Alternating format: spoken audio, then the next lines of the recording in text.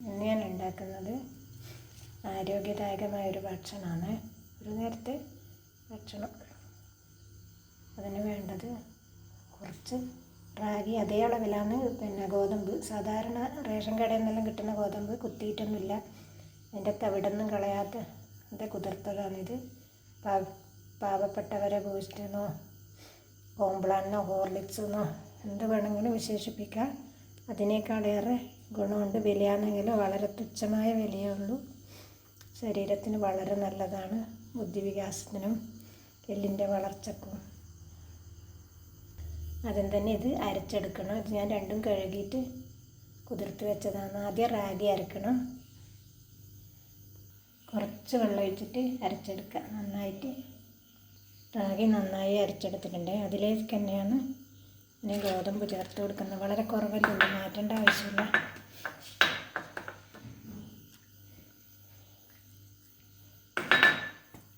ലേശം വെള്ളം വേണ്ട, ഈ വെള്ളത്തിൽ തന്നെ നന്നായി അരച്ചെടുക്കുക. നന്നായി അരച്ചെടുത്ത് ഇനി പെട്ടെന്ന് അരിച്ചെടുക്കണം.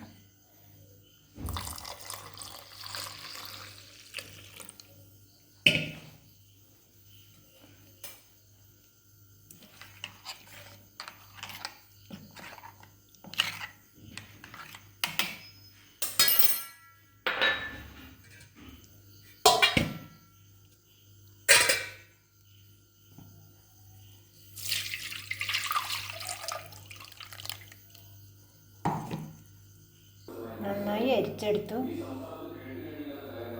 ഇത്ര കിട്ടിയിട്ടുണ്ട്. ഇത് ഒരു 5-10 മണിക്കൂർ മുതൽ 12 മണിക്കൂർ വരെ കുതിർത്താൽ പെട്ടെന്ന് അരിഞ്ഞ് കിട്ടും.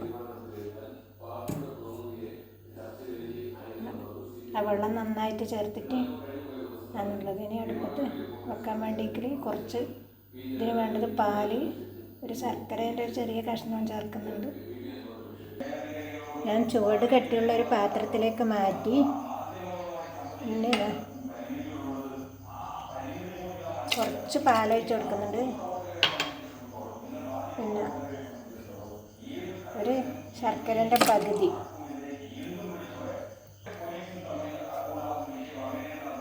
കുറച്ച് ഉപ്പ്. അടുപ്പത്ത് വെച്ചിട്ടുണ്ട്, സ്റ്റവ് കത്തിച്ചില്ല. ഇനി ഈ ഗോതമ്പിൻ്റെയും ഇതിൻ്റെ നൂറില്ലേ ഗോതമ്പിൻ്റെ, പെട്ടെന്ന് സെറ്റാകുന്നതുകൊണ്ട് ഒന്ന് ഇളക്കിയിട്ട് വേണം സ്റ്റവ് കത്തിച്ച് കൊടുക്കാൻ. ഇനി സ്റ്റവ് കത്തിക്കാം.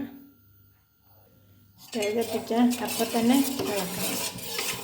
പെട്ടെന്ന് അടുക്കി പറ്റുന്ന പെട്ടെന്നാവുകയും ചെയ്യും.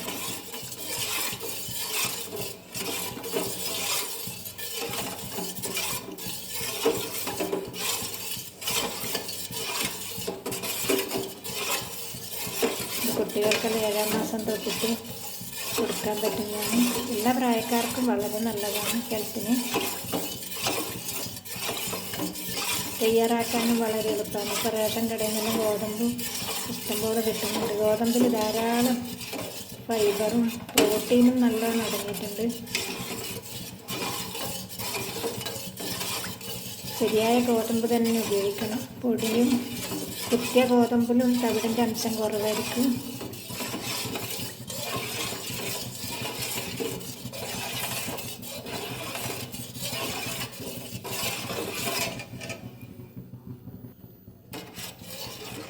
കല്ലുള്ള ശർക്കരയാണെങ്കിൽ ഉരുക്കി ഒഴിക്കുന്നതാണ് നല്ലത്. ഇത് കല്ലൊന്നുമില്ല. ഞാൻ ഇന്നലെ ഉരുക്കി എടുത്ത് നോക്കുമ്പോൾ ശർക്കര പാനിയിൽ കല്ലൊന്നും കണ്ടിട്ടില്ല. ഈ ശർക്കര അലിയേണ്ട താമസമേ ഉള്ളൂ. നമ്മുടെ റാഗി മുത്താറി എല്ലാ മുത്താറി ഗോതമ്പ് പായസം റെഡിയാകാൻ തിളക്കിണ്ടായി.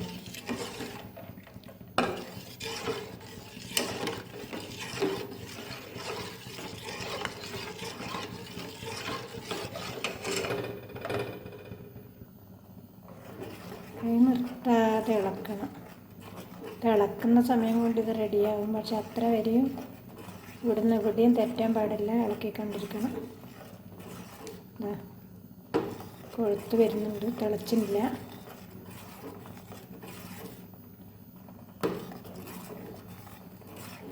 ഇതിലൊഴിക്കേണ്ട വെള്ളമെല്ലാം ഇതിൻ്റെ അടുത്ത് തന്നെ വേണമെങ്കിൽ കൊണ്ടുവെക്കണം. വെള്ളം നേരത്തെ ഇത് പിന്നെ ഗ്ലാസ്സിലൊഴിച്ച് കുടിക്കേണ്ട പാകത്തിന് വേണ്ടിക്കൽ പിന്നെ പോയിട്ട് എടുക്കേണ്ടിക്ക് സ്റ്റവ് ഓഫ് ചെയ്തിട്ട് പോയിട്ട് എടുക്കാൻ പറ്റും, അല്ലെങ്കിൽ എടുക്കാൻ പറ്റില്ല, അടിക്ക് പറ്റിയേക്കും.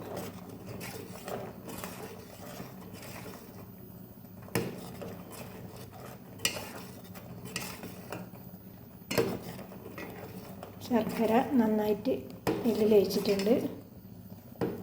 പിന്നെ തിളച്ചില്ല കേട്ടോ, അപ്പോൾ അതിന് കൊഴുപ്പ് വേണ്ട.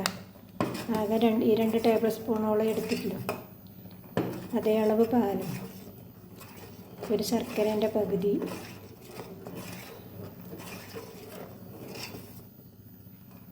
വേണമെങ്കിൽ കുറച്ച് നെയ്യ് ചേർത്ത് കൊടുക്കുക, പിന്നെ ഏലക്കായും ചേർത്ത് കൊടുക്കുക. ഇത് രണ്ടും ഞാനിപ്പം ചേർക്കുന്നില്ല.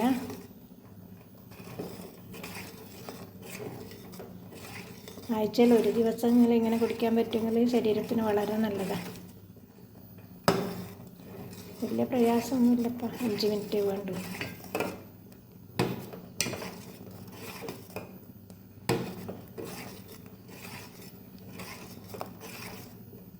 മധുരം കൂടുതൽ ഇഷ്ടമുള്ളവർക്ക് നല്ല മധുരത്തിലാക്കി കുടിക്കുക. കുട്ടികൾക്കെല്ലാമെങ്കിൽ നല്ല ശർക്കരയും നല്ല ഗുണമുള്ളതല്ലേ, അയണെല്ലാം ധാരാളം അടങ്ങിയിട്ടുണ്ടല്ലോ.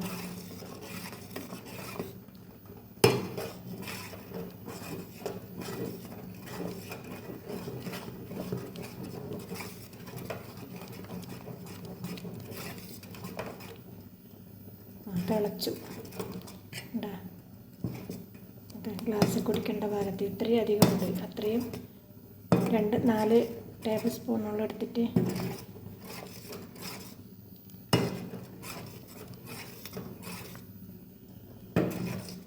ഇനി സ്റ്റവ് ഓഫ് ചെയ്യാം. നമ്മുടെ ഇത് ഡ്രിങ്കിൻ്റെ പാകത്തിലാണുള്ളത്. ഇത് തണിയാൻ എടുത്ത് വെച്ചാൽ കുറച്ചും കൂടി ഉറച്ച് നല്ല സെറ്റാവും, നല്ല കട്ട പോലെയാവും. Stove off ചെയ്യലായി. നമ്മുടെ ബൂസ്റ്റിനും പ്രോട്ടീൻ പൗഡറിനും പിന്നെ ഹോർലിക്സ്, സിറിലാക്ക് എല്ലാത്തിനും കുട്ടികൾക്കെല്ലാം വളരെ നല്ലതാണ്. അതിനെല്ലാം പകരമായിട്ട് ഉപയോഗിക്കാൻ പറ്റും. ഞാൻ സ്റ്റവ് ഓഫ് ചെയ്തു.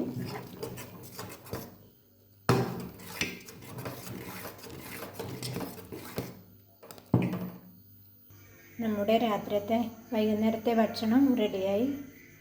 ഞങ്ങൾക്ക് ഇന്ന് ഇതാണ് വള്ളിപ്പയർ, ചക്കക്കുരു വറവും റാഗി, ഇത് ഗോതമ്പ്. എല്ലാവർക്കും ഈ വീഡിയോ ഇഷ്ടപ്പെടുമെന്ന് കരുതുന്നു.